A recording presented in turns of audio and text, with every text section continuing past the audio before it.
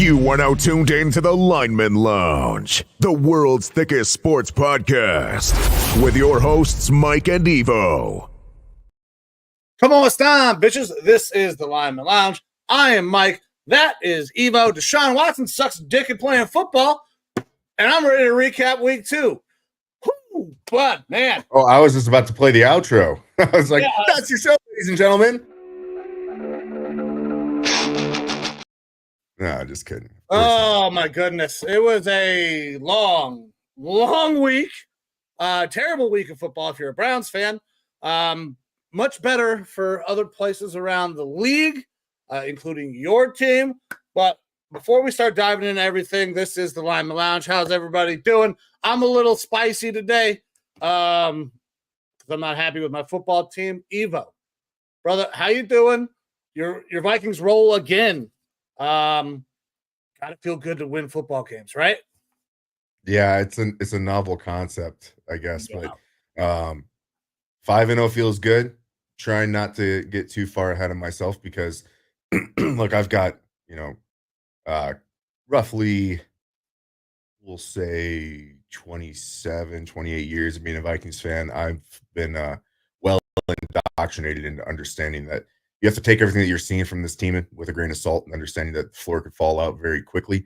That being said, like, this team has a little bit of a different feel than some of the previous teams that I've seen, most recently 2 years ago, where the team goes out and wins a boatload of games, but it's in kind of a lucky feeling fashion where everything just kind of cards feel like they're falling your way every time. This team feels different.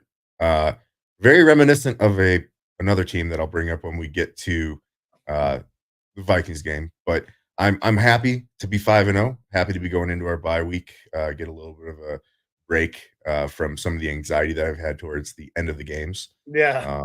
But other than that, yeah, doing good. Tired, long day of work, long day of flying.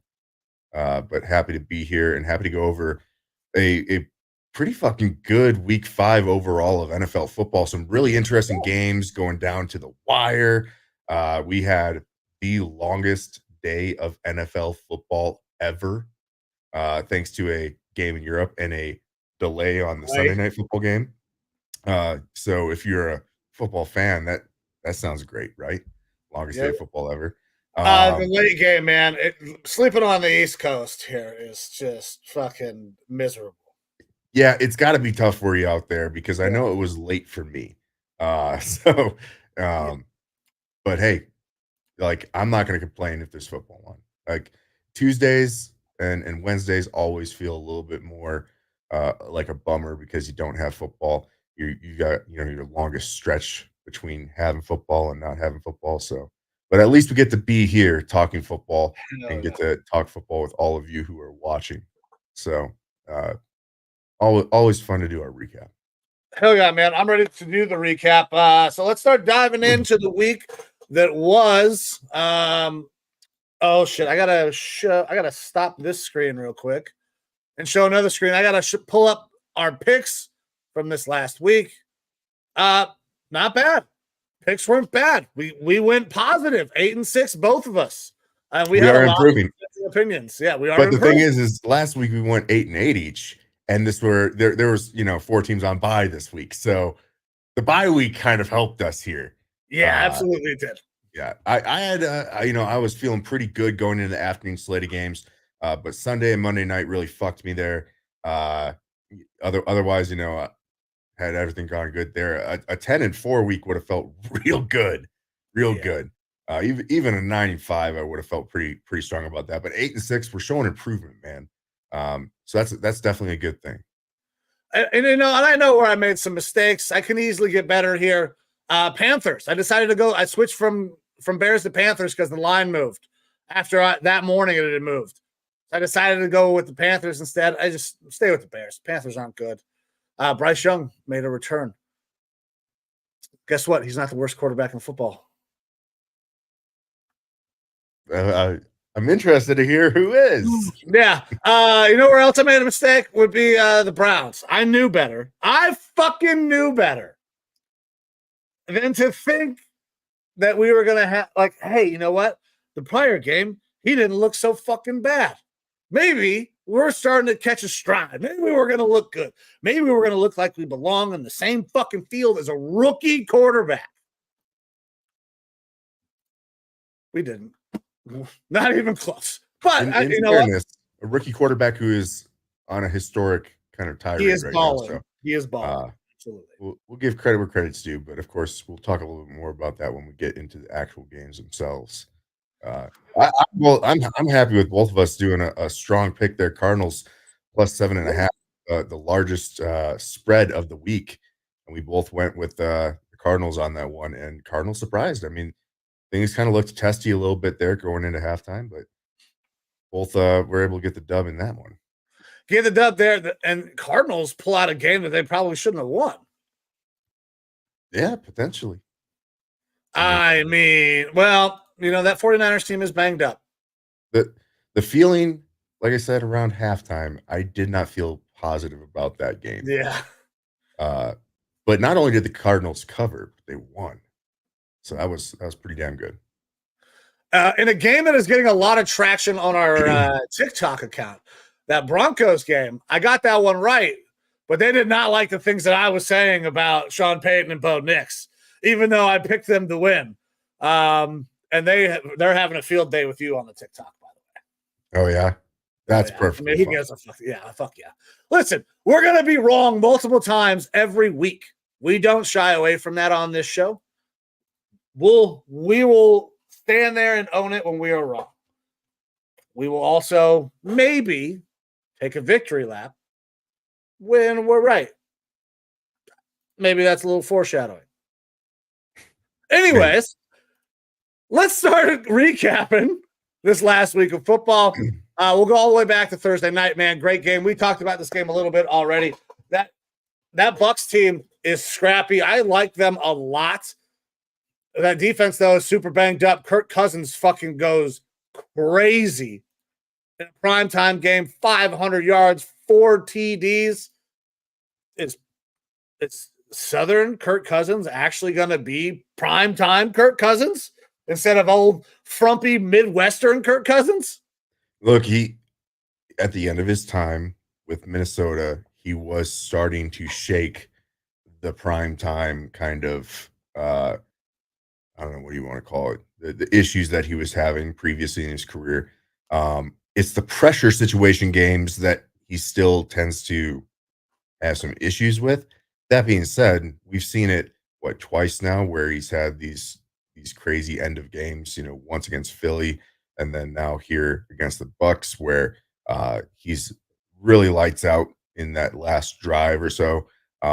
So credit to Kirk and what he's doing. We know that he's got, the arm talent for it and everything.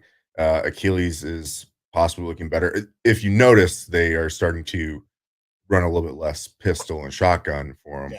which, week one, it looked like a travesty with him running that sort of lineup. But things are starting to fall in place there for the Falcons, especially on offense. I mean, defense has still got some issues, very little pass rush, but the offense can be humming, even though it still seems like Bijan is a little bit more of an afterthought, more than you would like from such a highly touted player.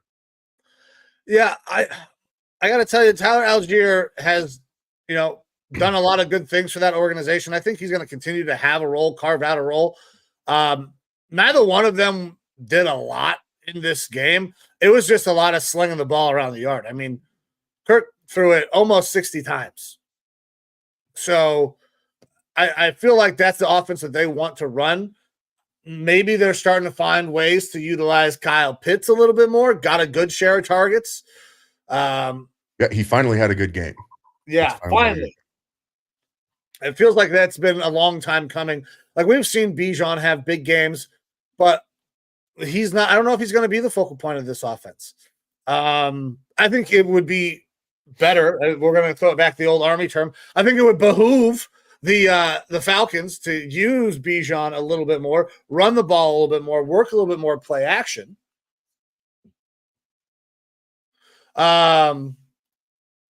So I think it would be way better for them, but yeah, he's not going to be the focal point. Yeah, the way that they're throwing the ball around, I mean, when you're seeing Mooney, who we saw some good play from him when he was with Chicago in a passing offense that was really not too fantastic. He's starting to shine. He's showing a little bit more of that number 2 type wide receiver upside. Drake London is obviously Mooney had moments even with Fields. Yeah, for sure. But that's, it was just inconsistent. So you didn't know if it was just kind of flash in the pan stuff. And I still think that he's probably better catered to be that slot number 3 type of guy. But when you're getting that sort of volume out there, and Drake London's also getting that sort of volume, utilizing Pitts like that, like the passing offense is just absolutely working there. And it's almost something that I think that they could lean into more. The way that they spread out and spread the ball around, trade deadlines coming up early November, I could see them maybe tossing their hat in the ring for a guy like Devontae. I don't think he will be the only wide receiver that is on the market. Fire sale might be incoming to a place near me. So there's room for, yeah. Anyways, sorry, I'm not going to turn this into me bitching about the Browns every time. I'm not going to try to. In other news from this game, Baker Mayfield threw for 3 fucking touchdowns and no interceptions. And I'm done. Like, okay, cool. Good job, Baker. In addition to that, he has one of like a fantastic half-hour long little show with Eli where he does the Eli Manning goes undercover thing as what was it, Gus Swayze, which was pretty cool to see, him interacting with fans, them not knowing that it's him, them talking about him and stuff like that, and then getting to kind of do the reveal at the end. Like that's pretty cool. It seems like he's fitting in well there in Tampa, and obviously the Tampa fans like him. And watching him play, I'll say this, like you see all the knocks and stuff that he had when he was playing there in Cleveland. And, in Cleveland, I still thought that there were question marks with him. I wasn't so sure that they should have moved off at the time, just because to quote my coach, Kevin O'Connell, it's far more often that organizations fail young quarterbacks before young quarterbacks fail organizations. We are very quick to move off of players, especially young quarterbacks, when they hit bumps in the road and things like that, and move on to the next thing, because this is a results oriented business and we want to see results now. We want to see them fast. It's not like the previous, era of NFL where you can sit a guy, develop them, let them take their lumps. You can have a guy like Peyton Manning go and have a terrible rookie season and then watch him develop after that into a Hall of Famer. And watching Baker play a lot more intimately than I do on a normal week, watching him on that Thursday night game, you're seeing, the mobility that he has around the pocket, the fluidity and stuff like that, just kind of the baller that he is, the playmaker that he is. Like, I don't think that he'll ever be a top 5 quarterback, but he's got times that he will definitely breach into that top 10 and provide some magic, some spark to that team. And it's kind of fun to watch him grow and have gone through that roller coaster of kind of the ascent and downfall in Cleveland to an extent, and then the downfall going to Carolina and just kind of bad situations, and now this, return to glory and being better than he's ever been. It's kind of cool to watch. Yeah, but I am still a Baker fan. Like, I will be a Baker fan for forever, man. Like, he got us to the playoffs. He won us a playoff game.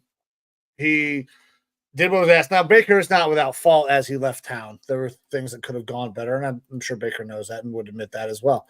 So Baker is not without fault, but it was a travesty to let him go, to spend $230 million and give up 5 draft picks or 6 draft picks for a guy that doesn't play as good as the kid down at St. Ed's.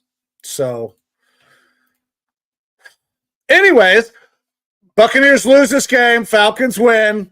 Let's move on to the next game, where I'm sure there will be no animosity whatsoever. Oh, yeah. The Vikings took on the Jets over in London town. Your team goes out there and gets a big fat dub. Aaron Rodgers does not look good. Aaron Rodgers, pretty sure, got his coach fired. My dude, a lot of shit happened with this week. A lot around the Jets as well. Yeah. So focusing on the game first, it was Sam Darnold's worst game as a Minnesota Viking. Obviously, if you watched our Sunday morning broadcast where the game was still going on, I definitely know that my focus was not completely 100% on the show, because I was watching the game as well. And we had comments, after the show about, I'm not sure that I like the play calling as much. We're taking a lot of deep shots, like being more aggressive way down the field. And I didn't necessarily agree with that as much. And I don't know how much of that was Sam versus Kevin O'Connell's play calling. That being said, it was working because the Jets defenders were so grabby, Sauce and whatnot. Which by the way, DJ Reed for the Jets is like a top 5 cornerback in the league on his own before we're talking about Sauce. Like, he was doing fantastic out there. This Jets defense overall is a very good defense, especially pass defense. Like, they could definitely use more pass rush. That was definitely noted. But like, that secondary is not to be trifled with. They're a very good defensive team, and that's probably because they've got a head coach that was a very good defensive coordinator and a good defensive mind. And we'll get into what happened with that here in a little bit. But on the flip side, Aaron Rodgers has, one of his, if not his worst day of football ever, outside of blowing his Achilles up. I mean, 3 interceptions. He absolutely got ginked by AVG, who, runs another one back for a touchdown. An acquisition for my Vikings. Super stoked that we were able to bring him in. Not only does he look the part, but he's playing good Vikings defense, which you can't complain about. Right now, he's got more touchdowns this season than Devontae Adams, Tyreek Hill, Deebo Samuels, A.J. Brown, Devonta Smith, Cooper Kupp, Travis Kelce, Tyler Lockett, DeAndre Hopkins, Josh Jacobs, and a slew of other big names. Now, a lot of those guys have been hurt, but still, it is week 5 going into week 6. You would expect some of those guys to have a couple tuds, and AVG is still leading there. That Flores defense is showing again that they are very dynamic, very fucking good. The real question mark that kind of surrounds my Vikings now is how hurt is Aaron Jones? On the sideline, based on his demeanor and stuff like that, it felt like if this was a close game or something like that, that he probably could Push have kept through. going. They've said that he's week to week right now, which means the bye week has come for us at a perfect time. But the offense dynamically changed when he went out. I mean, he's been a top 5 rusher this year or running back overall, according to PFF statistics, both in the screen game and running. And on the flip side, that Jets offense has 0 run game. You have Breece Hall, who should be one of the top running backs in the league, and he's getting 23 yards on 9 carries. Braylon Allen looks like he could be a damn good running back. 5 carries, 13 yards. You're not getting that sort of production, and that means you're leaning completely on your pass game. Aaron Rodgers does not have the mobility that he used to have. I think he still has the football IQ between the ears, but the physical is not all there anymore. And it's something that I learned about him yesterday is that uh, he has signals for his receivers that he will give pre-snap as to I'm throwing the ball to you and it's going to be a fade or a back shoulder type play or something like that based off of what he's seen. The thing is that he will not tell the receivers what these signals are ever. They have to learn them on their own. So that way, if during training camp, a guy gets cut and goes to another team, they don't know those signals. So this is something apparently that previous Packers receivers have brought up. He's got these unwritten new codes every year, these signals that he won't tell anybody. And you just have to learn it. And when you don't learn it, he gets pissed. And that's like you saw a lot more of the frustration from Aaron Rodgers on Sunday, the hurry up to hack it and him getting pissed off. Like the only thing that he couldn't get obviously upset about that was obviously on him was the pick 6 to AVG. Like Van Ginkel just read him perfectly. I learned about that too. It has to do with a premonition of the double A gap blitz where So they're gonna run slants if you're seeing double A. So if you get somebody to bail out, you can step right into the slant. And they were talking about it. Yeah, it's a version of that, except for it's based off of the guard for Van Ginkel.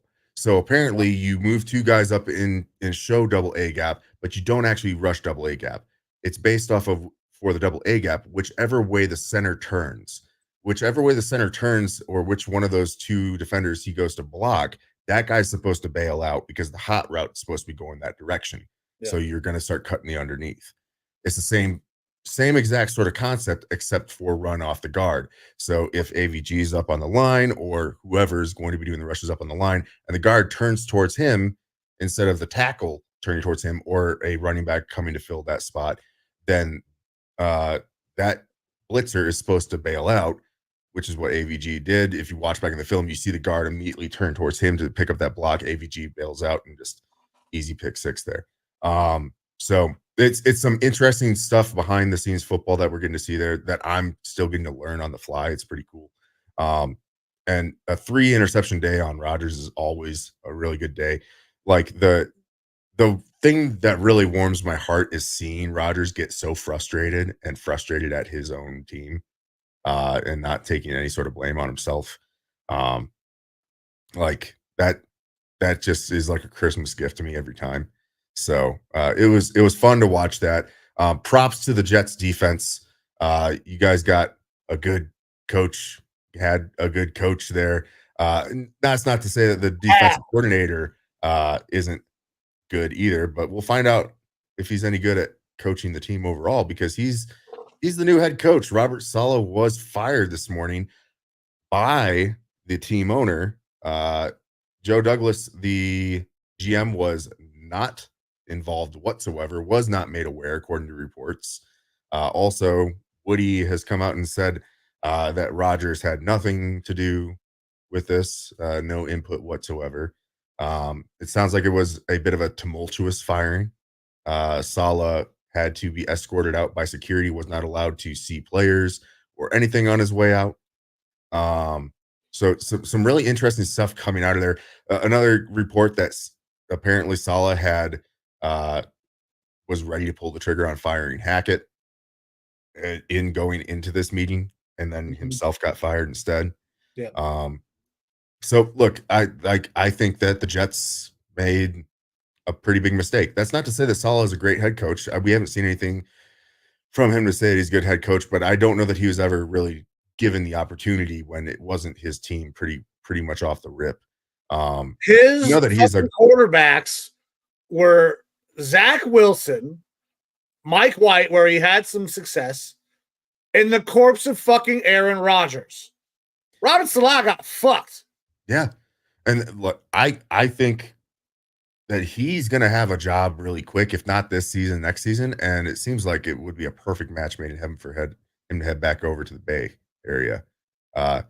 Maybe this year is just, a assistant or a consultant, but I'm pretty sure that if Joe Rockstar is watching, or if he wants to chime in on it at all, I feel like they would take him back at this point with open arms.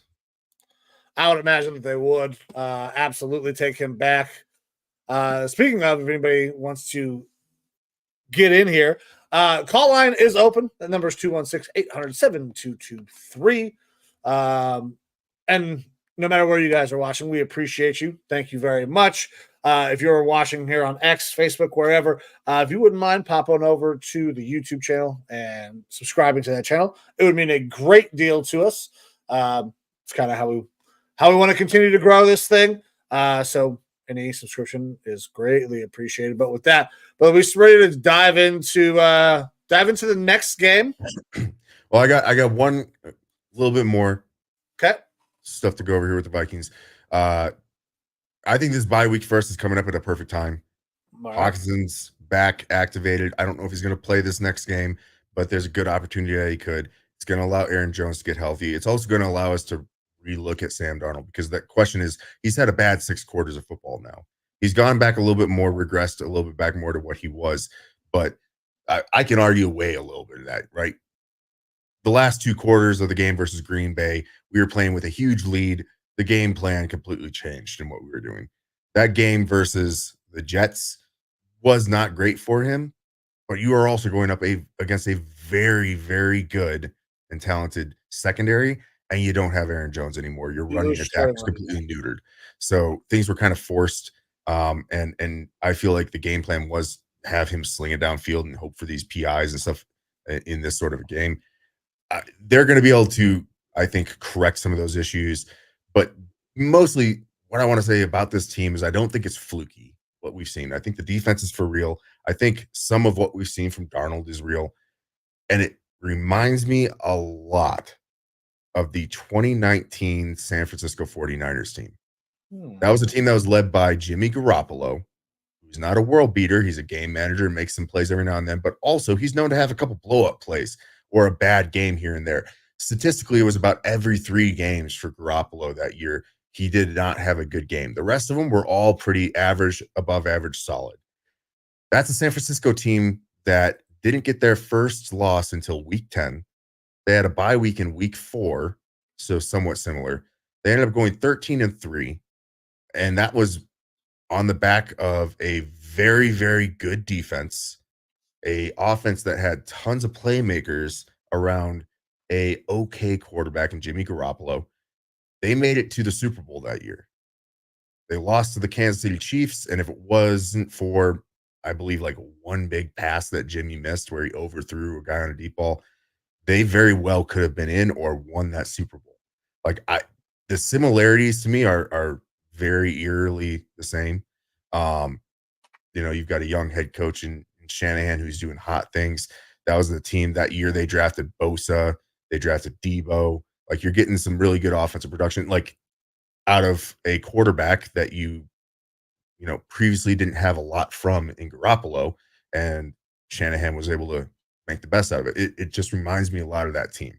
That's not to say the Vikings are going to go to the Super Bowl. I think we got a very tough one coming up in week 7 versus the Detroit Lions, one of our biggest tests. But Yeah. Like, we just went through the hard part of our season. Like, things are looking a lot better for the second half. So I'm really looking forward to seeing what the rest of the season has in store for us. Worst case, yeah, there you go. Worst case, I think this team is a wild card team. If things, the wheels start to fall off the way they've been playing with that defense, I mean, injuries obviously can derail things for sure. But this team's been outperforming and is still going to outperform expectations. So I'm super excited to watch what happens. I'm very excited for you, bro. I'm probably going to be hopping on the Vikings bandwagon quite a bit. I'm going to be rooting for you guys. I root for you anyway, just because of the show. But the Browns fucking suck. So, like when they I root for the Browns too, but it's really tough right now. Yeah, when they fucking get down, by 30 at halftime again, I'll just be like, you know what? I'm going to watch the Vikings game. I'm going to watch Sam Darnold prove me wrong. Because I know fucking Deshaun Watson ain't going to do it. Well, I mean, if you need a new quarterback next year, Sam's probably going to be on the market. Shit, we are going to need a new quarterback next year. But we might still be stuck with the same one we have because we owe him $172 million over the next 2.5, whatever the fuck years it is. So now we can move on to our next game, though. We got Panthers and Bears. Yeah. Panthers and Bears in Chicago. Bears pull away early and pull away hard. 36-10 win there for the Bears. Another good game, another improvement game from Caleb Williams, 304 yards, 2 touchdowns. We saw, again, a little bit of life from that running game. DeAndre Swift, 21 carries, 73 yards, which is way better than we've seen, the first several games. So it's nice to see that they're getting something going there a little bit. And as usual, that defense is looking pretty stout. Yeah, defense looks great. Listen, it's the Panthers. Dalton played like shit. Bryce Young came back in and looked like Bryce Young. They're just a bad football team, man. They're bad all around. Bears are a young, up-and-coming team with a really good defense. That defense will win them a lot of games. Caleb Williams, man, he's going to have moments where he's going to make you want to tear your fucking hair out. For sure. Every rookie quarterback does, though. He's really good. He's my number 2 rookie quarterback. I had him number 2 in the process. I had Jaden Daniels 1. Looks like that's kind of the way it's shaking out right now because Jaden Daniels is putting on a crazy fucking season right now. But Caleb Williams can play some ball. As long as he stays focused on the field, everything will be smooth sailing for this kid, in my opinion. And look, the Panthers, I still think that they are good enough, especially with Andy Dalton at the helm, where they're going to get a couple more wins this year. Yeah, we didn't see one win, and that's going to be it. They're going to get a couple more wins this year. They still are going to be viable for the first overall pick in the draft. But I think the book is kind of out. Like, Bryce going back in there and not looking absolutely atrocious does increase that trade value a little bit potentially. But I think it's laid the groundwork for, hey, we need to draft a quarterback this year. We need to be smart about it. And we need to have a veteran in there like a Dalton who takes the pressure off. Like, allow that veteran to be the starter. Develop that quarterback a little bit. You need to, knock the house back down to the studs because you've got a couple pieces there, especially on offense. That receiving room isn't terrible. Like, you've got some pieces. Let's start off slow, rebuild this the right way because we can't keep feeding fucking fuel into this shit fire that we've had going for the past several years. So Panthers fans, while things are not looking good this year, they probably won't be good next year. Like, there's a road and a path forward to the future where you guys aren't going to be the laughingstock of the NFL. At some point, they won't be. Well, never mind. Nope, not going to do it. Not going to do it. All righty. Next up, we had a fun game to watch. Ravens and Bengals in Cincinnati. This one ends up going to overtime.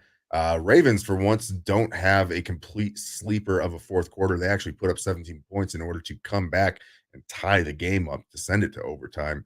Lamar Jackson has himself a fucking day. Joe Burrow has himself a fucking day. 5 touchdowns, 392 yards. Then again, we saw Derrick Henry doing his thing, running the ball. Big day for Jamar Chase, and Jamar Chase owners are probably super happy about that. Almost 200 yards, two touchdowns, and 10 receptions. This was look, the Ravens looked like they were being outclassed initially, especially after that Oh, wow. 17-point second quarter Yeah. from the Bengals. But made a really fun watch there, getting to see a little overtime game, and Justin Tucker got a field goal to seal the deal. Yeah, banged it through finally from 50. This was a very interesting game. Joe Burrow balled the fuck out, dude. That Ravens defense is pretty good. So being able to do what he did, 392, 5 touchdowns is fucking awesome. That Bengals defense sucks dick. They're so bad, dude. Lamar Jackson, who is not a supreme thrower of the football, was able to do some crazy shit. At one point, he fumbled the ball in the backfield, fumbled around a little bit more, picked that bitch up, stiff armed the DN twice, and then threw a touchdown. Yeah. Lamar Jackson is really good, but where the fuck is the entire defense for the Bengals? That's a really bad defensive play. Yeah, as a defender, it's embarrassing. I believe that was Sam Hubbard that got knocked down. I don't think it was Trey Hendrickson. Sam Hubbard had himself a good day. Like, he's another one of the kind of shining stars of that defense. It's Hubbard, it's Jermaine Pratt, and it's Trey Hendrickson. Those are kind of the names that are good on that defense. But like, if you're getting stiff armed down by a quarterback as a defensive lineman, it's embarrassing. It's pretty embarrassing. He drops it and nobody rallies to the ball. Yeah, and I don't care if it's Lamar Jackson. I mean, if we're talking about like a Ben Roethlisberger in his heyday or Dante Culpepper, like a guy that's like matching your weight to an extent, okay, but it's Lamar Jackson. Like, he's not huge or anything like that. He's gonna run around you. He's not gonna stiff arm you twice. Yeah, and then to see that kind of highlight throw from him to get the tud, very fun, very interesting game to watch. It was a good game. I'm glad that the Bengals are just as bad as the Browns are still. So I can continue to on one side of the ball. Fans. Yeah. Well, inverse sides. I don't know who's going to win against that. Like, their defense is so bad, but our offense is fucking anemic. So something might happen. I don't know. Maybe you guys just need a little Jameis spark. Crab legs sound delicious. Don't get me started. I'm having a crab boil this weekend. I'm looking for some crab legs. Actually, I think we're doing a low country boil here as well. It has been requested. Yeah. All righty. Next game up, we get Dolphins and Patriots. One that was kind of a nail biter at the end as well, but the Dolphins are able to go out there and get a win. Not a fantastic day from Tyler Huntley. We still didn't see a whole lot of great offensive production. And the Patriots drove down the field at the end, looked like they had a touchdown. I wasn't paying hardcore attention, but I absolutely thought on the replay that it looked like the receiver or whoever was catching the ball, might have been a tight end, got that second foot down in the end zone to take the lead. Apparently was not the case. And they end up dropping this game 15-10. And big news here is we're going to have a new starting quarterback in New England. Drake May's been named the new starter. Which have to make this move though at this point, right? I don't know. I mean, the Patriots shouldn't have gone into this year thinking that they had a whole lot going for them. The whole point was Jacoby Brissett goes in there and he kind of takes all the heat, and you allow Drake May to sit and develop. The little bit that we've seen of Drake May hasn't been like super inspiring, and the roster around him is not anything to write home about either.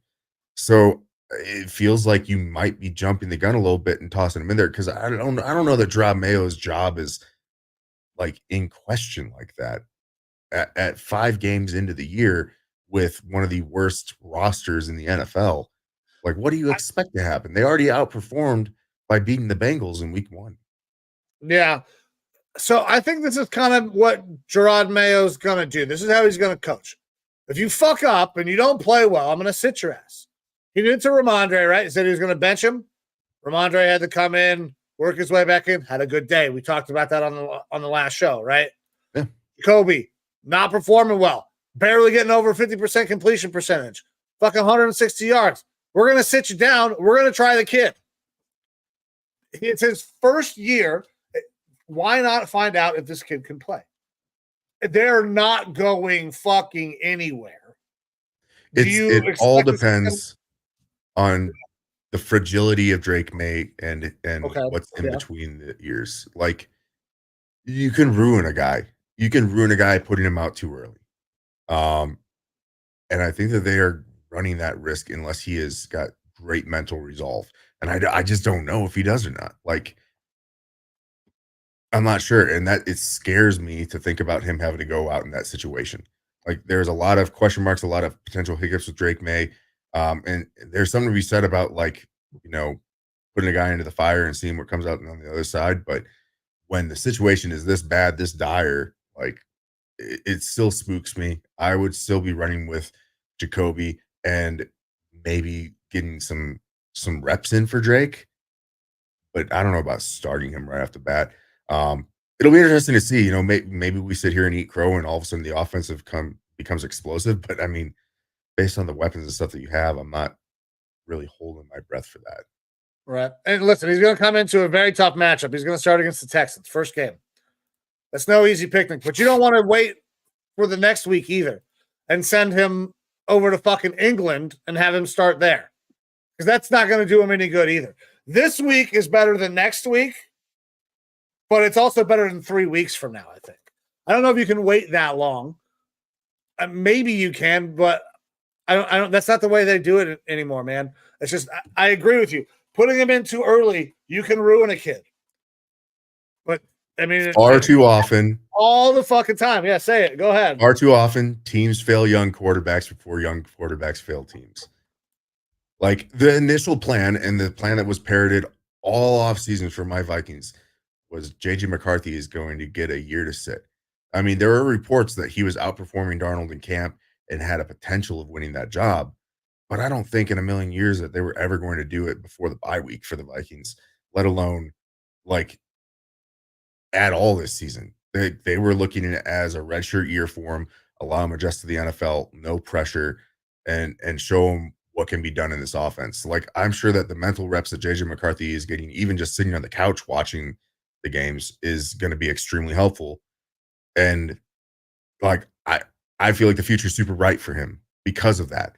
I didn't want to put him into the fire in a bad situation. Now, things are going different this year than we thought it was going to be with the Vikings. And I feel like he could go out there and be really successful, just like Sam is right now, if his leg wasn't fucked up. So, like, that's where the situation changes. Like, if you think the team is not going to be, or is going to be so or bad or something like that, like, I wouldn't. If the roles were flipped and my Vikings were as bad as this Patriots team is, and McCarthy was healthy and available, and Darnold just looked like Darnold, I wouldn't want JJ to go out there. Like, I was already looking at this year as like, hey, this is a rebuild year. We're not going to be vying for the playoffs this year. At least that's how you should be viewing it as a Patriots fan. If you think that you guys have a chance at the playoffs, you're drinking some Kool-Aid that I need a sip of. Like, I think that they are playing a dangerous game with Drake May. Not all fans and organizations are as patient as the Vikings organization. You guys are one of the best run organizations in the National Football League. You guys consistently test high for all of the offseason, like, grades that come out. You guys have been, what, top 2? We were number 1 2 years ago, number 2 last year. So you guys are a very well-run organization. You guys understand what's going on. You guys don't typically make a ton of mistakes. Now, the Patriots are obviously a very, very well-run organization, or they were. But there's a lot of new people who are running that organization right now. Yeah. Mr. Kraft likes to win. He won a lot with Tom. He's probably in a hurry to maybe win a few more before Mr. Kraft is not around anymore. He wants to find a guy who can replace Tom, and they can have another little run before it's all over. Yeah. He's not going to wait. Bill is not there to tell him too fucking bad. Yeah. Look, we'll see how it goes. I am tired of the Patriots. I still have a hangover from the years with Brady. So I'm okay with them going and fucking this up. Yeah. I am. But trying to stay as impartial as possible, I'm a little worried about it. Yeah. But I don't think we can wait too much longer time to rip off this scab, this Band-Aid. We have the Browns and Commanders in Washington. Commanders get the W 34-13. Yeah. And I'll let you just say your piece here. Deshaun Watson sucks dick at his chosen profession. He is not good at football anymore. Plain and simple. His quarterback coach is saying it on his film breakdowns. Every national media outlet is saying it. It is not just one person. It's not me screaming at a TV. Everybody can see it. He can't fucking play anymore. And the fact that he's not being sat down is an indictment on this entire franchise. There's Kevin Stefanski, I'm pretty sure, does not have permission. It's been brought up kind of slyly a couple times that Kevin's not allowed to bench Deshaun. I mean, he did come out and say that Deshaun is still starting, correct? Yes, he did.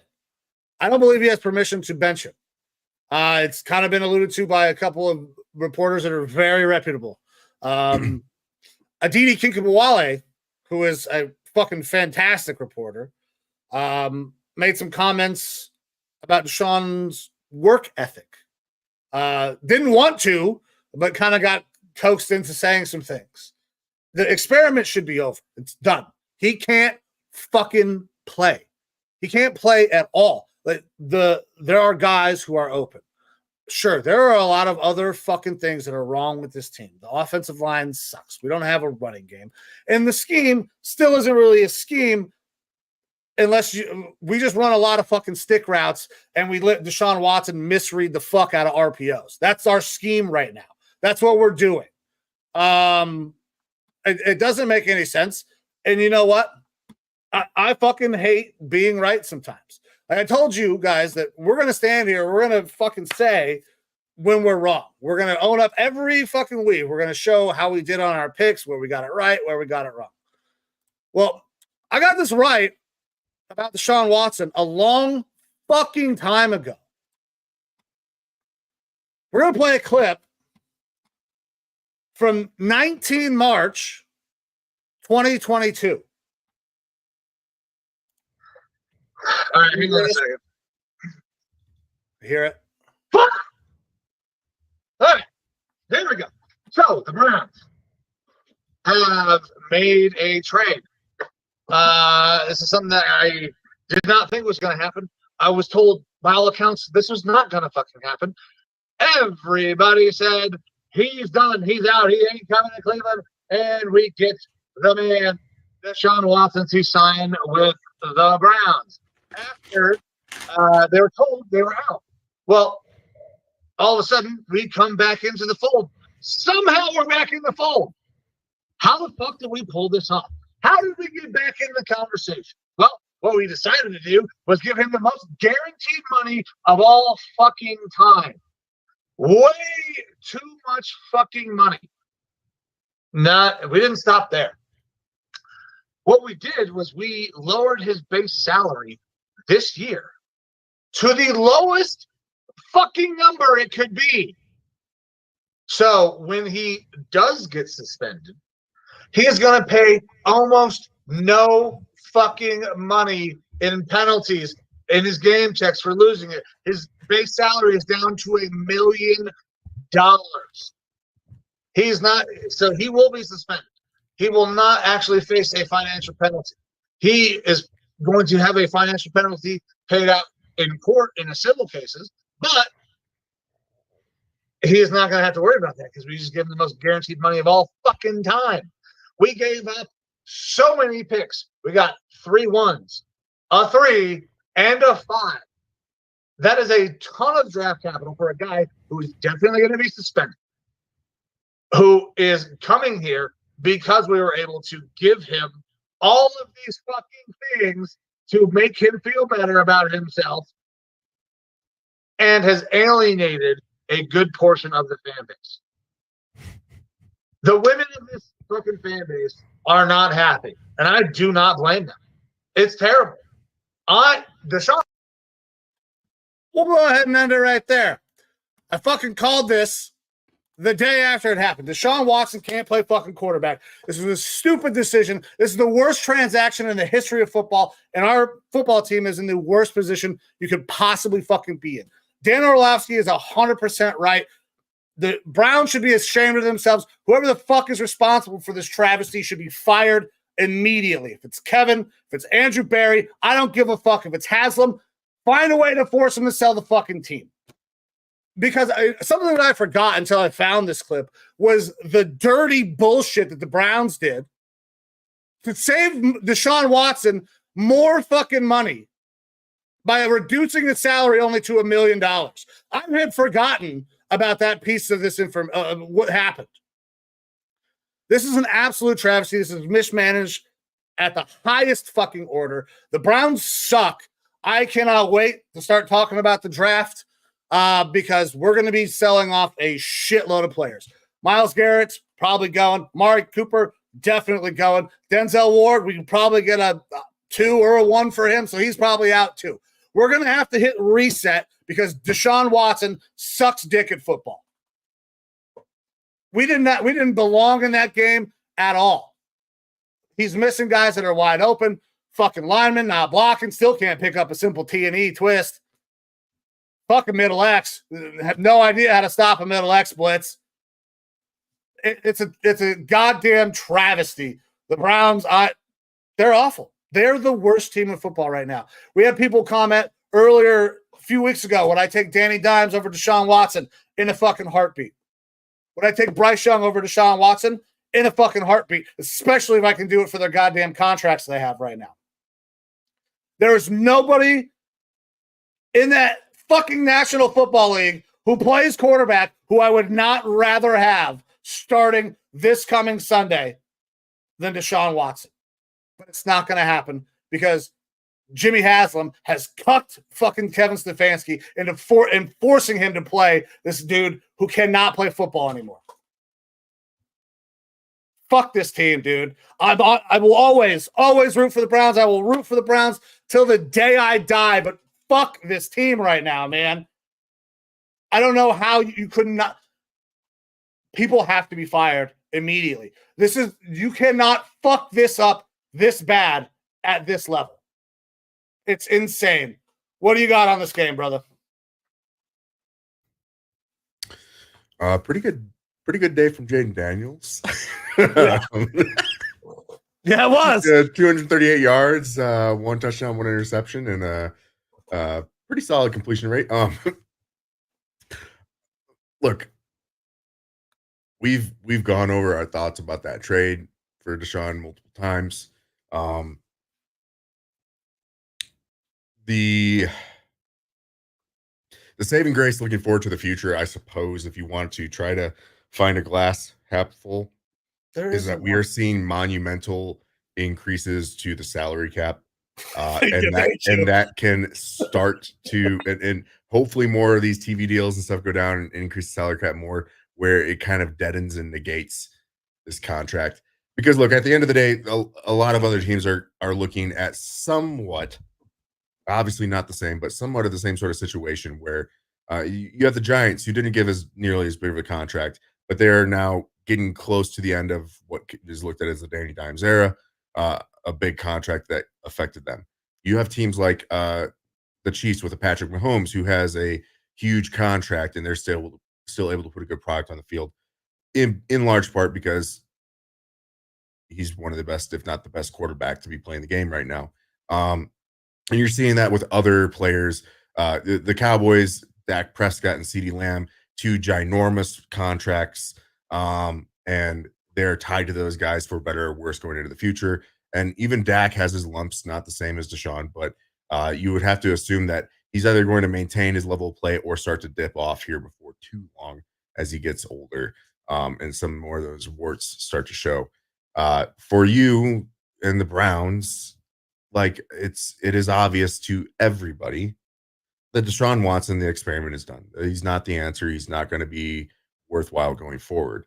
The question is, do you keep him on the team for any extended period of time, even if it's in a backup role? Now, I know that you say that he's someone up above is controlling the puppet strings and not allowing him to be pulled off the field. I think that everyone involved, from Stefanski to the coordinator, up higher to the GM, which, I would have assumed that Andrew Berry would have been the mastermind behind this whole trade and stuff in the first place. But that's not to say that Haslam wasn't the one being the puppet master in that as well, saying you will execute this, because Haslam had to be involved for the amount of guaranteed money that was involved. Exactly. He wrote the check. And he's the boss of all these people. They could have all been saying no for all we know. It doesn't mean that they're not going to go down for this. And that being said, that Haslam was not going to fire himself. And so he's going to start to fire people that are subordinate, that can be used as scapegoats. Stefanski is an obvious option. Or we could do the logical thing and just get rid of the problem rather than everybody trying to say, oh, no, we didn't make a mistake. How about we just say we made a fucking mistake and get rid of the mistake? Just get rid of Deshaun Watson. Cut him. The way that I look at it is a sunk cost, right? No matter what, you're paying him the money, and you need a back quarterback. DTR. Bring DTR's ass up and sign another guy to the practice squad. And I don't know if that signing necessarily moves the needle at all, is what I'm saying. Like, anyone else that you bring in doesn't move the needle, but you can relegate him. You can relegate Deshaun to a third string, and everyone understands that he's essentially the Brock. We do not want him in the locker room. If the things that are being said are true, we do not want him in the motherfucking locker room. And I don't know as much about that, but obviously I'm sure that the players are turning. If his work ethic is being questioned by like the nicest fucking reporter in Cleveland, there's problems. Sure. Okay. This is what I'm getting at is, if Stefanski realistically thinks that his job is on the line, which it absolutely probably is, and he's being told Jameis is not allowed to be the starter,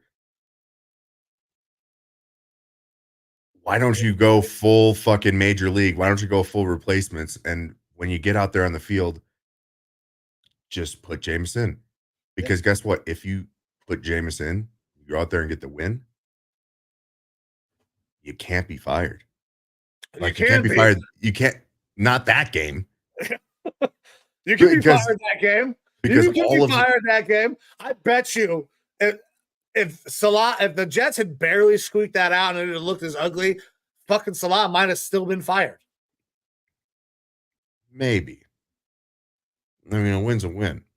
To me, you put Jameis. Look, Stefanski at least can show some balls, right? Correct. And I think that's what he should do, and say, fuck it, I don't care what happened, because he's going to get fired regardless. If he doesn't switch him, he's getting fired. If he does switch him, I think he's probably getting fired, but he can save his fucking career by just saying, screw it, I'm switching him, and I'll deal with the consequences. And that's, I think, what it comes down to. It's a these are my nuts, these are my marbles play, and also an integrity move.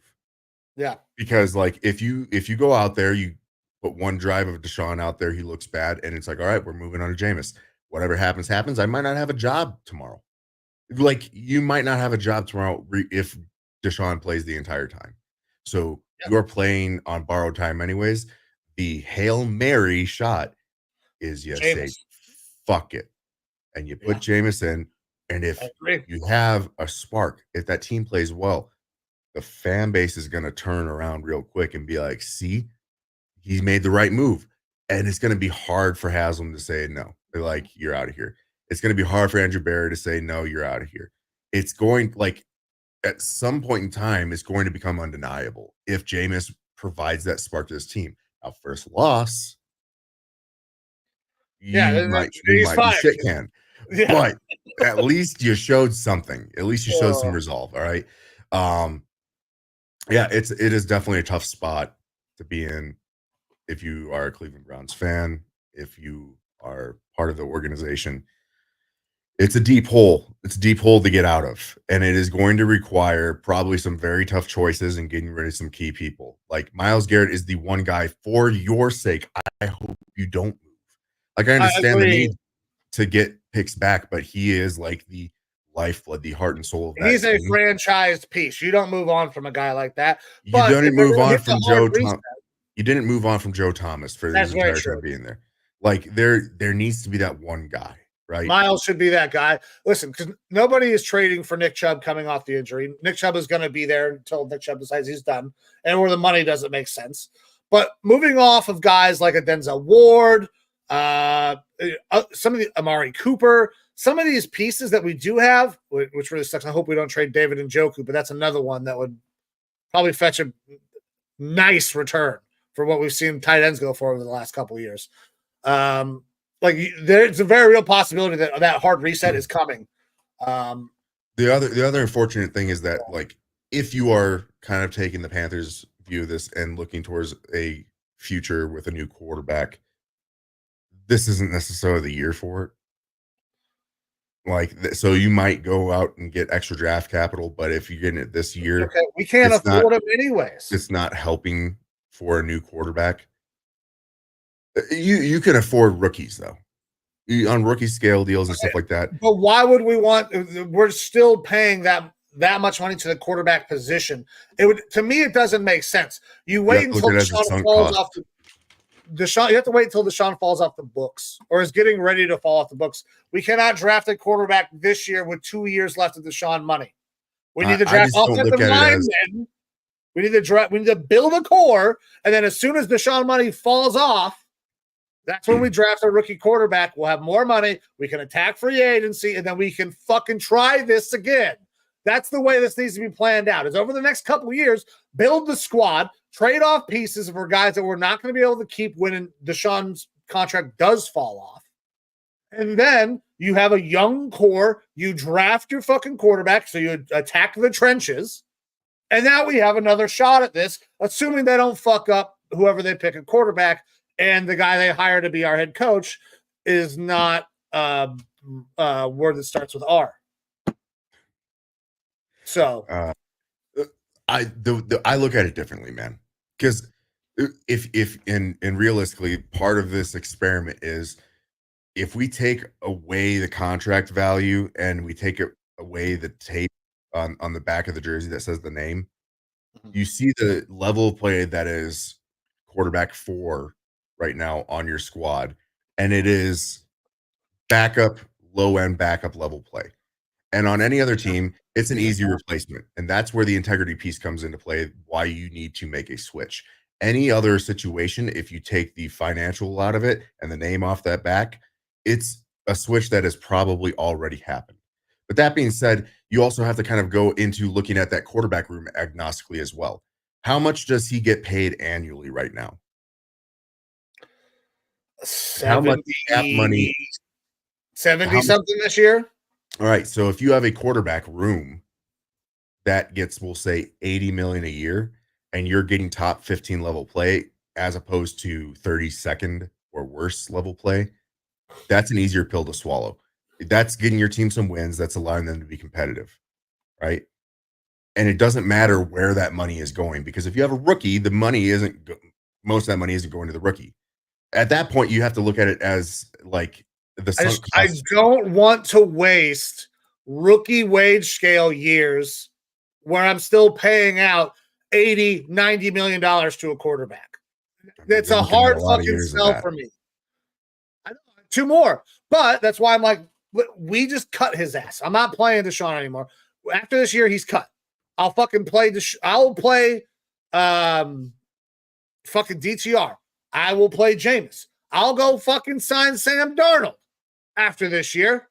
Who knows how to play in that kind of a system? Sam Darnold's going to be too expensive. I don't think you can go out there and get free agents. That's true. Fucking Jameis.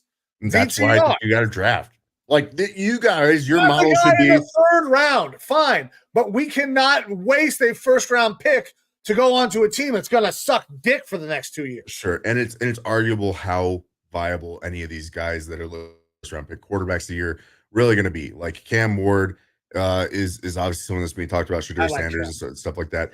But like, I get that. Like, there's question marks there, and that's not the type of quarterback that you want to necessarily start to hinge your franchise on if you don't have to. So I get that. Definitely start taking your shots. Like throw your darts in the middle rounds to see if you can strike lightning and get a Dak Prescott or something like that, or a Russ Wilson, something along Brock those lines. Purdy. But and you're going to have to hit on like everything else because it's just going to come down to the financials. You're going to have to build this team through the draft and through some really crafty, savvy signings of veterans in the offseason who are coming in on relatively cheap deals, show me, prove it deals. And that means that they're probably not going to be with the team for very long if they outperform those contracts. For sure. But that's like the only way that you're going to be able to find a good source of competitive football here over the next year or two, probably. But with that being said, we've kind of beat this drum a lot. So Cavs started their season tonight. I'm going to watch a lot more Cavs. Guardians are still playing. Series is 1-1. There's still plenty of sports to watch in here in Cleveland. Fucking Browns suck. By the way, I might stream Sunday after our show. Stream some college football while the Browns game is on because I'm pretty sure I'm not going to like the result of the Browns game. So I just fill my time with fucking joint and some college football. All right. You guys got a big college football game this coming weekend. Yeah, we got a lot. That game's important. Joe Rockstar joining us. Go Niners. And Joe, I don't know how long ago did we get this comment, a couple minutes ago. Would you take Robert Saleh back right now as at least a consultant, let alone maybe as a new defensive coordinator? That's the question that I got for you because I could see that happening. I could see that happening really quick. In Minnesota, good for you. Why are you in Minnesota? Doesn't want to be in Minnesota. He's probably up there campaigning for Tim Walz. I find that very unlikely. And absolutely, he would take Salah back. Would make a lot of sense. Yeah. He'll probably be back there as a consultant. Yep. Ready to move on to the next game? Next game. We got Colts and Jaguars. Jags get their first win of the season on a late field goal. And Joe Flacco went in there and looked pretty fucking good. Especially when you started just throwing deep bombs to fucking Alex Pierce. Holy shit. Look, Jags were ahead. Colts made a comeback, and it was just the deep bomb to Alex Pierce show for like 2 drives there at the end, which comes to show that if you mix in a little bit of intermediate passing, this offense could be all right because the deep ball is still going to be there. You still got Alex Pierce regardless of who the quarterback is out there. But if you get a little bit of intermediate passing, things work a lot better. You put up 34 points. Not too shabby, right? Look, Jags didn't look good. They looked a little bit better than they have. They were able to put up 37. Tank Bigsby is bringing us some big question marks about Travis Etienne and his status on this team. I wouldn't be surprised if things still continue to go bad for the Jags here if Etienne starts hitting the market as a potential free agent, or not free agent, but a trade target. Because I think that you can actually get him at a relatively recent, decent price. I'd be interested if I was Vikings, but we got a 3rd round pick. A little 1-2 combo with Aaron Jones. I'm not interested in anybody or anything. We need all our picks. We need all our picks. And then some. But look, congrats to the Jags. They're about to go off to Europe in a 2-game stint over there. We're obviously going to go over that game today because that is an early Sunday morning game. We'll get to that later. But the other big news, I think, there for the Jaguars is it looks like they do have a true number 1 receiver, Ryan Thomas Jr. He kind of has been looking better and better each week and then had his coming out game this week. 5 receptions, 122 yards, and a touchdown. Now, one of those was an 85-yard touchdown, but still he's showing to be that kind of number 1 receiver that they're hoping that they're getting when they drafted him in the first round. Yeah, guy that we both liked during the draft process, man, has really come on as of late. Super, super fast. And he's faster on tape than he ran at the combine. His combine number was good, but it was not by any means spectacular. So yeah, I mean, he's fantastic. They get a win. It was tough to watch another storied Browns quarterback go out there and sling the ball over the yard in Joe Flacco. But that's just the life of a Browns fan nowadays. Yeah, and look, on the other side, this Colts defense not very good. The offense showed They got some weapons, some pieces. Look, Josh Downs having a resurgence. I'm glad I brought him onto my fantasy team because, like, when you have a guy, Josh Downs is that intermediary receiver. Like, he's great for it. When you have a quarterback that will throw there with some relative accuracy, that's when you get 9 catches on 12 targets for 69 yards. Nice. But that's very good production for a guy who's a number 2, number 3 receiver. And you just saw nothing from Downs earlier in the year, partially because he was hurt, but partially because of the quarterback play that they had. It's going to bring up some interesting questions when Richardson is able to go. Like they've said, Richardson is their starter when he is healthy. I don't know if I would say that he's healthy anytime soon the way that Flacco is playing. Yeah, I wouldn't either. I think you roll with Flacco, especially if you intend to compete. Yeah, as long as you can, go with him. And besides, Anthony Richardson needs to watch a pro because he has not played a lot of fucking football, man. Missed a lot of time last year. I don't know how much he's in the building. I don't follow the Colts that much. But, like, being injured in there is not the same as being out there at practice watching reps. And so, obviously, I know he's injured now, but I think it would be best if he just goes and sits and watches a pro and learn how to operate an offense. Yeah. I mean, he's got a lot of the hero ball that Will Levis had in him. Just not exactly the same. I mean, a little bit more physically talented. All right, next game, another fun one to watch. Texans and Bills. Texans get the win 23-20, despite some late shots there. Bills look like they've got a little bit of a chink in the armor. Like, Yeah. They Keon Coleman obviously had himself a big game there, but the passing game is not working like it should. At least as of right now. I still think they're a good team, but when Josh Allen is 9 for 30, 131 yards, we're getting into next level territory. He got fucking smoked in the head. Yeah, and that I haven't heard anything, but I would have to imagine that the NFL has to be like, how is he knocked out on the field, produced with a fucking what looks to be smelly salts, and is back out there right away to play? How that concussion protocol went. Yeah, it didn't go. That's what happened. That concussion protocol probably didn't fucking happen. Yeah. Lost the Bills the game, and Josh Allen going back out there and taking more punishment. Didn't make any sense. The Bills, I thought that they would have a bounce back game. They did not. Once again, they were out physicaled. I think like this Texans team is very good. This Texans team does not bury people necessarily. They're not going to put it away because they could have probably run away with this thing with as bad as the Bills were playing. Back-to-back weeks, my brother-in-law comes on the show, says Josh Allen's the best quarterback in the league, and 2 weeks in a row he gets his ass beat. Not great. I'm sure my brother-in-law Josh is sticking by Josh Allen.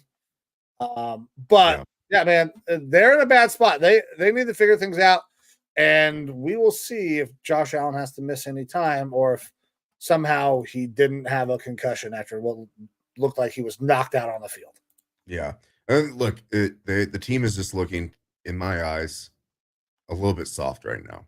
You don't have a bruiser back. James Cook isn't that guy. Josh Allen is that guy for you. And obviously he could be a little concussed. You don't have a true receiver, plenty of options to pass the ball around, Keon Coleman, Dalton Kincaid, and whatnot. But still nothing that's truly standing out. The fact that Curtis Samuels has barely been involved with this offense, I think, is also a travesty or a little showing of Samuels at this point. But they need to figure something out to get a little more gritty, for sure. Flip side, Nico Collins, big game for a little bit. 2 catches, 78 yards, a nice 67-yarder. Caught both of his targets, but goes down with a hamstring injury. Didn't really look like he pulled up or anything like that. Looked like he kind of pulled himself out to go get checked out in the tent and didn't return with that hamstring injury. But you kind of saw the offense change. Like CJ Stroud had a good day, 28-38 for 331 yards and a tud. But you saw kind of the explosiveness all of a sudden change as soon as Nico wasn't out there. I think he's just even more of a big part of this offense than you would have expected. Because he's one of the best receivers in the league. And when you pull that guy off the field, yeah, you do have Tank Dell, you do have Stephon Diggs, and you have a pretty good receiving tight end, Dalton Schultz. But without Nico out there, it doesn't open up as much for those guys. So hoping, they're saying that he's week to week, hoping that he's able to get back out there pretty soon. Hamstring injuries can kind of be finicky, so that's a little bit of a worry. Also got to hope that they get Mixon back here before too long, because you're getting some decent production from Cam Akers and Ogunbowale, but not the same that we saw from Mixon early on in the season. So if you can have a balanced run game to go along with that pass game, it's going to open up a lot of stuff. All right. You ready for the next one, brother? Yes, sir. We got the Raiders and the Broncos. This was a fun one, kind of funny at times. Like, it was a funny game for sure, because we got to see a Bo Nix little heated exchange on the sideline with Sean Payton. We got to hear Max Crosby. Yeah, that was on hilarious. Fucking talking shit. I can't fucking hear you, Bo. Like, it would have been a better look if the Raiders had won. Oh. But Christian Wilkins goes on the IR for the Raiders, and that Broncos defense is still looking pretty damn good. Pat Surtain looking phenomenal out there. Did he get a interception return for a touchdown, or was it just a long return? I can't remember. I thought it was a pick six. Yeah, either way. Yeah, good game from that defense again. I'm seeing more and more talk from the Broncos fans about, like, oh no, Nix is getting into his own and he needs to have the reins taken off. Like, was it a good game for him? Yeah. Well, like, that's a good game. 19 and 27 for 206 yards and a 7.6 yard average. Solid, right? He didn't have to run as much. It was for sure. But coming off of a game where he threw for negative yardage in the first half and 60 yards total, and you haven't seen a whole lot from him earlier on in the season, a regression in the mean, or what we've seen from Bo Nix in his 12 to 15 years in college football, is probably more so who he is, right? So, like, good game for Bo Nix, but I'm not expecting it to be a regular week in, week out type of thing. You're not going to be going up against the Raiders defense every week. I don't know if I can make this. Nope, that's making it worse. So here's Bo Nix's passing chart. He threw 1, 2, 3, 4, 5, 6 balls past 10 yards. Here's the line of scrimmage. Where's Bo Nix throwing the ball? At the line of scrimmage. Yeah, okay. His ADOT is atrocious for a starting level professional football player. Yeah. Hey, guys made plays for him. Bo Nix did what he had to do and got the ball in the playmaker's hands. Yeah, for sure. Bo Nix doesn't impress me, though. Like, still doesn't impress me. This one, but again, you're not going to go up against the Raiders defense every week. So, Devontae Watch is still ongoing. Any other thoughts about where he could go? He's got to go. Do you still want the Browns to trade for him? No.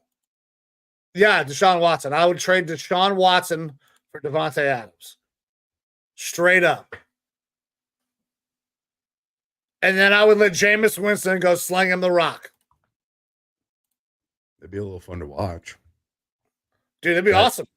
I would love to see Jameis sling it. Oh, dude, it'd be sweet. Let's spend every asset, every dime, every draft pick that we have, and we're going to throw it all into this season. A negative fire sale. Yeah. We're not going to have a team next year, but. Yeah, the team is fucking insolvent. That would be a very interesting. I think at that point you do get the NFL owners voting as them. Oh yeah, for sure. Jimmy would be out for sure then. All righty. Next up, we have the Cardinals and 49ers. Cardinals eke out a win, 24-23. This is a game that I really thought that the 49ers had in hand through that first half. But they, go down a kicker. Moody gets his ankle turned. And Kyler, even throws a pick six to Bosa, and they still hang around. They look pretty good. Marvin Harrison Jr. isn't doing a whole lot for him. That's still surprising to me that he's kind of been a non-factor, but you see big games from Michael Wilson, another really good game from James Conner out there. And Kyler still looks like that kid that just kind of, stole a cookie off the table and runs around there. Not great in the pocket, but outside of the pocket where he can see over the person in front of him, he's able to do some pretty cool things. Yeah. Kyler is fun to watch, man. He always has been fun to watch, even though we don't necessarily love his style of play. Brock Purdy did not have a great game. Brandon Ayuk did, though. Brandon Ayuk finally made an appearance in this NFL season. Ayuk drafters in fantasy are singing his praises, even though assuming that you didn't have him on the bench. Yeah, because the way he's been playing, he might have been a bencher. Yeah, eight catches, 147 yards. Not a bad day. Not a bad day of production for Ayuk. Not a bad day at all. But yeah, they just couldn't get it done at the end. And I thought for sure that when they got the ball back, that Purdy was going to lead him right down the field. It looked good to start. Just got hit. Ball gets up in the air. Anything can happen. Cardinals came down with it. Sucks for Joe Rockstar. Good for Spicy Mike and Cardinals fans. I'm not sure how competitive the Cardinals are going to continue to be. The interesting division. Nobody's really great right now in that division. 49ers should still win. I still think they're the best team. But Seahawks are, I think, have the better record, 3-2. Rams are scrappy as fuck, and obviously so are the Cardinals. So yeah, that's the thing is that close division to watch. No one's taking away like running with the torch. We definitely thought it would be the 49ers. They have the roster to do that and run away with it. But I don't know. Maybe they're just sounds like stupid copium. Maybe they're just kind of like holding out for the second half of the year to really run away and make that late playoff run. But I mean, in reality, is you should be trying to win every week, and I think they are. I mean, they're not having necessarily terrible games, but they are just a lot of things aren't necessarily going their way. They're fighting through those injuries and whatnot. And when things, mistakes happen, it usually tends to result in the negative for this 49ers team. So they'll be out there looking for a new kicker, at least for the foreseeable future. I don't think Moody is out forever. They said high ankle sprain, so obviously for a kicker, that's a big deal.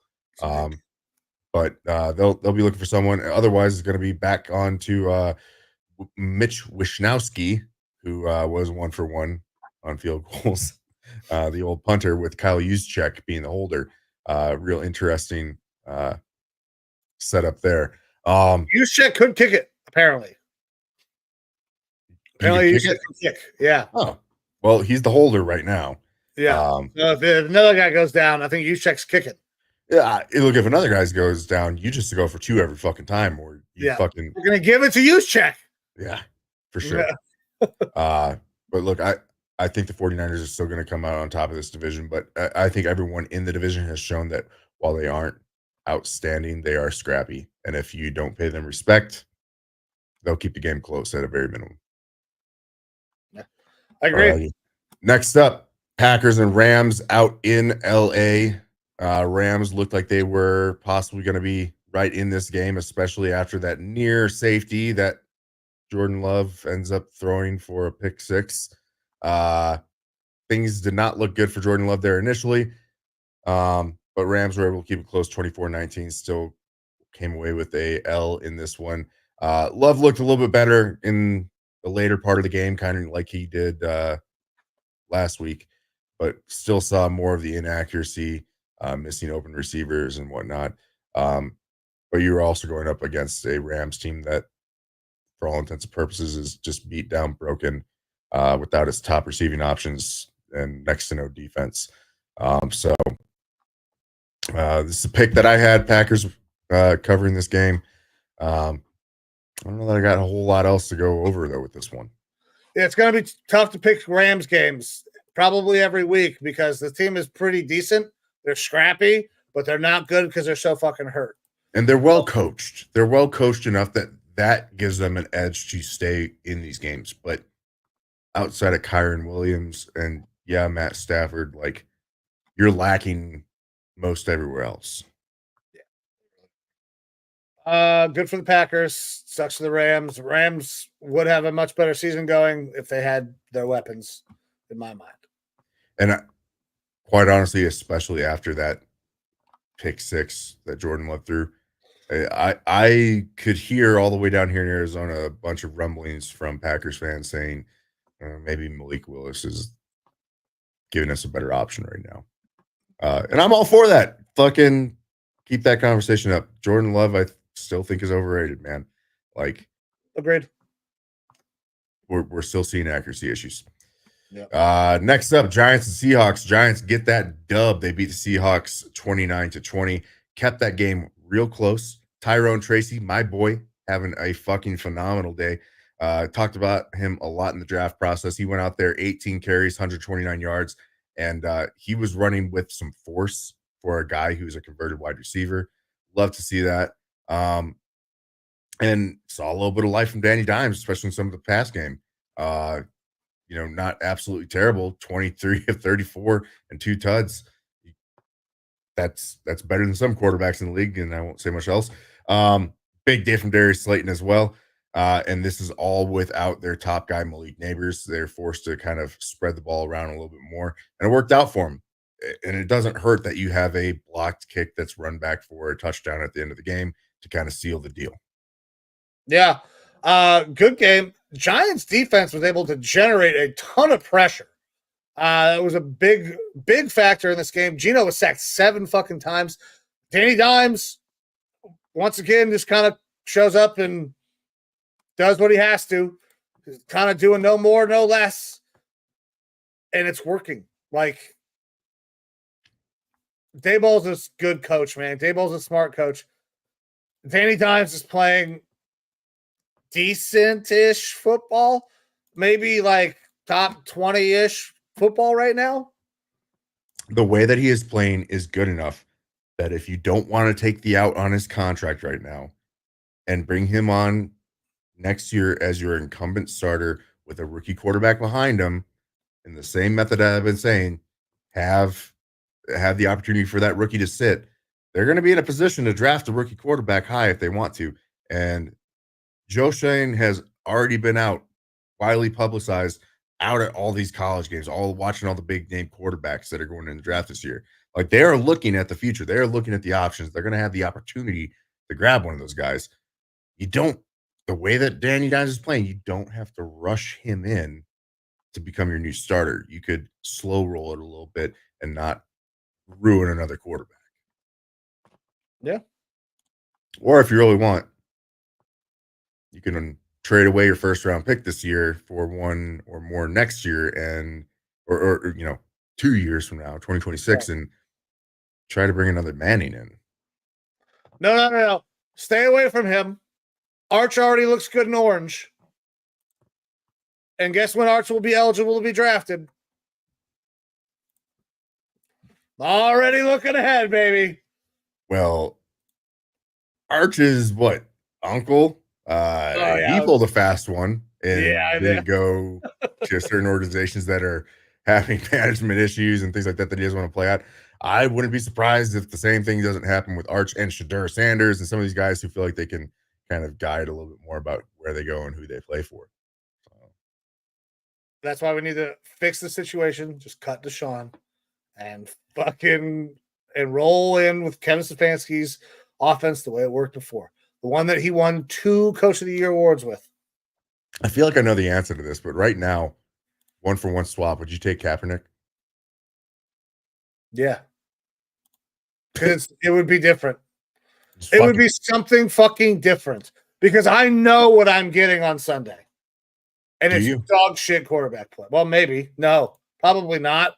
I mean, it's another quarterback that hasn't played for years, and at least it's arguable that guarantee it's going to look very similar to what we're getting now.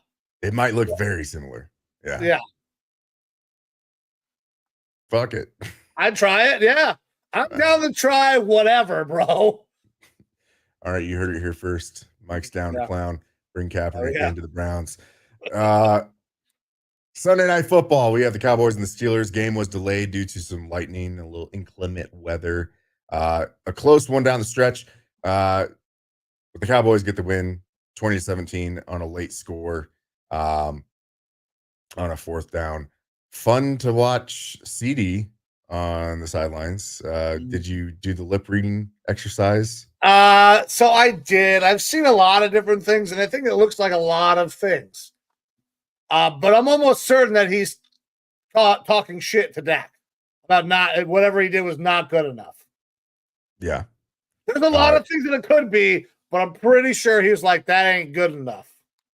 Yeah, That's the part that I'm almost certain of. I would have to go back to the Lineman Lounge Facebook page where I posted the video of it and my breakdown of what I thought was said to actually remember what I thought he said. But it was something along those lines of subpar throw, Dak, subpar throw, I think is what he had said. Something along those lines. Either way, you got your top two fucking paid players. You'd hope that they had a little bit better relationship going than that. You'd think. But they get the win, so that's good. Still no run game. The Steelers are in a bad spot, man. Like their defense is very good. Their defense has to score points because their offense is kind of taking a step back. Justin Fields looked really fun, really exciting, but now that there's some tape on Justin Fields in this offense, people are starting to figure it out. I think they went away. I think that they went away from the game plan, like the game plan that they've been running, because Justin Fields had multiple designed runs in that first quarter, and then after that, basically fucking nothing. Like he went 6 rushes, 27 yards. You need to be more dynamic with him. The first couple designed runs they had were big gains for him, and then not a whole lot else. Like this team could be built very much so like the Ravens are, where it is heavy run game, but you don't know where the run game is necessarily coming from. Is it Najee? Is it Justin? Is it going to be Jalen Warren whenever he comes back? I mean, Fields shows that he's got some arm talent, though he was definitely overthrowing a bunch of those balls, those deep balls. But this is one of those situations where the run game creates opportunities in the pass game, and you need those opportunities to be created by the run game because Justin Fields' accuracy is less than super stellar, right? I think that they went away from what they do best, which is ground and pound and wear a team down on the ground, and then get some pass off of that. Because I didn't see a whole lot of good run game from this team. 26 runs or rushes the whole time, with 6 of them coming from your quarterback. That's not being very dedicated to the run, in my opinion. No, you're right. Especially on a wet night, that's the type of time that you want to do it. Yeah, I agree. Yeah, tough spot for the Steelers. Fuck the Steelers, though. Cowboys get the win. I don't think either one of those teams are very good. Still. Yeah, and that defense for the Cowboys just keeps losing players. So that's rough. All right. Monday night of the week. Yep. Monday night, Saints and Chiefs. This is one that I thought the Saints might have an opportunity to cover. They sure as fuck did not. Chiefs get the W, 26-13. A nice turnover from a defensive lineman who happens to be the brother of a backup dancer for Taylor Swift, who fucking had that factoid. Fucking didn't expect to hear that. No, dude, he looked so fucking athletic, though. Well, yeah, we're talking about dick, dog. He used to be a defensive lineman and running back in high school, apparently. Yeah. So it makes a little sense. Pick, I thought I was so excited. Graydon texted me. He's like, or I texted Amber, big man pick. Yeah. Good job for him. Not a whole lot of other highlights there for that Saints team, though. Derek Carr did not look good. Derek Carr is going to be out for a while, it sounds like, with an oblique injury. Which means it's Jake Haener time, but how long is Jake Haener going to be able to hold off Spencer Rattler? That's my question. I had made that call kind of early on in the preseason. Spencer Rattler kind of showed a little bit of juice. He was looking good in the preseason, and I thought that he could be starting by the middle of the year for the Saints. The Saints started off hot and have been lukewarm at best since, and now with Carr not being out there, I think it's going to provide an opportunity where they're going to ride the hot hand Haener or Rattler to see who starts doing good. And one of them, specifically Rattler, starts looking like he can carry this team a little bit, it's going to be tough for Derek Carr to get back in there. Alvin Kamara, bad night as far as running the ball. Still good receiving, 6 catches for 40 yards, but a bad running night for Kamara, his worst of the year. And on the flip side, Kareem Hunt looks like Kareem Hunt, like we kind of expected out of Kareem Hunt. Like, he's still a good running back. 27 carries, 102 yards, scrappy, 3.8 yards per carry. Hey, he was on the someone- Browns last year. The Browns didn't extend him a contract offer to bring him back. Same thing with fucking Joe Flacco. I was gonna say maybe someone that could be helping that running game out there a little bit in Cleveland, because he just came off the street last week. and then surprising big game for Juju Smith-Schuster, a guy who I did not expect to have that from. But you got to throw it to fucking somebody when you barely got receivers out there. I mean, Xavier Worthy's still gimmicky. You're giving him handoffs and stuff for touchdowns. Touchdown though. 3 receptions, 25 yards otherwise, so nothing too noteworthy there. And another solid game from Kelsey, 2 in a row. So maybe we're seeing the resurgence of Kelsey now, 9 catches, 70 yards. So overall, it was kind of what you see from the Chiefs this year. They're not going to blow anybody out. They're just going to run an efficient dink and dunk offense, take what you are given. And Mahomes kind of is going to do this like weirdly slow but smooth movement through the pocket and around guys that for some reason the defenders just are bamboozled on how to fucking tackle them. It's kind of what you've come to expect from the Kansas City Chiefs. But that being said, like the Saints, things are not looking great anymore. No, it is not the Saints going into week 3 anymore. This is 3 straight weeks of getting your ass expected. Yeah, so the Chiefs defense is really fucking good. The Saints offense is obviously come back down to earth. And they're not going to get any better anytime soon with Jake Haener at quarterback. Alvin Kamara is going to be asked to do a lot. I don't know if he's going to be able to hold up to all of the things he's going to be asked to do. Spencer Rattler could eventually make his way onto this team.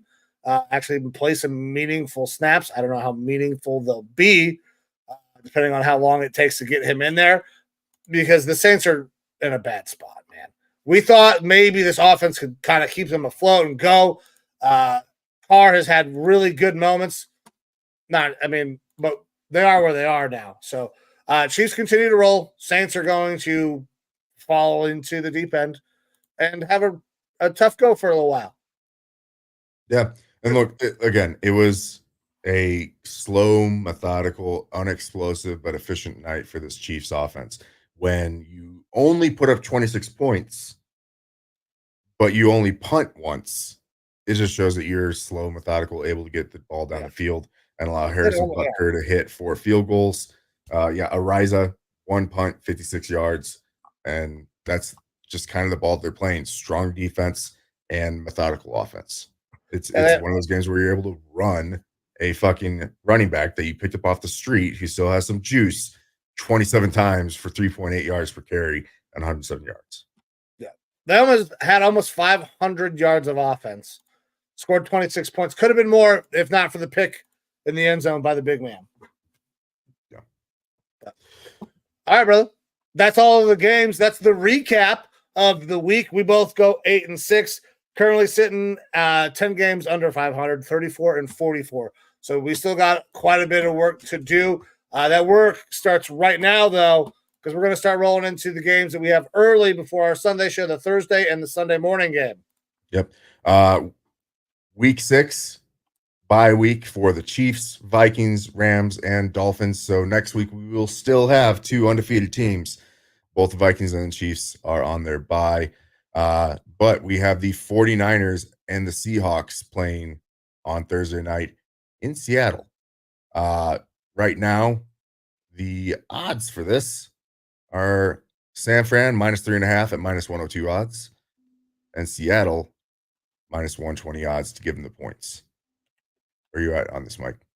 I'm actually going to drop the points, man. So I think the 49ers get a bounce back. They lost a game that they probably should not have lost. Felt like they should have won.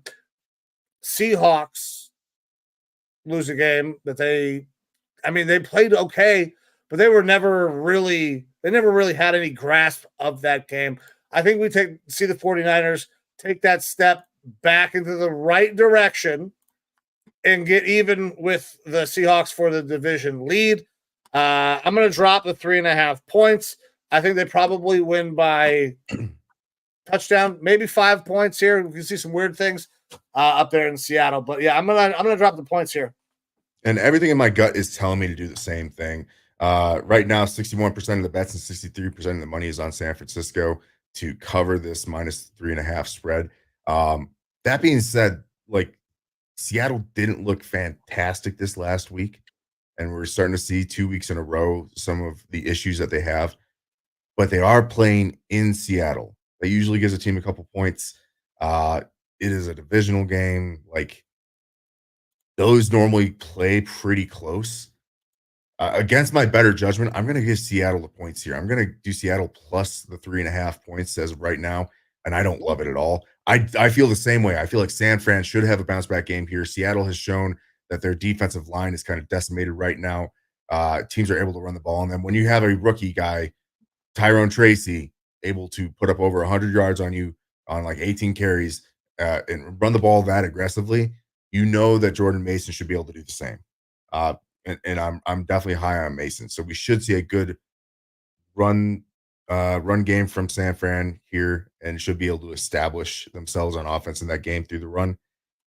Something my gut's telling me we're going to give Seattle the points here. I don't like it. I hate it.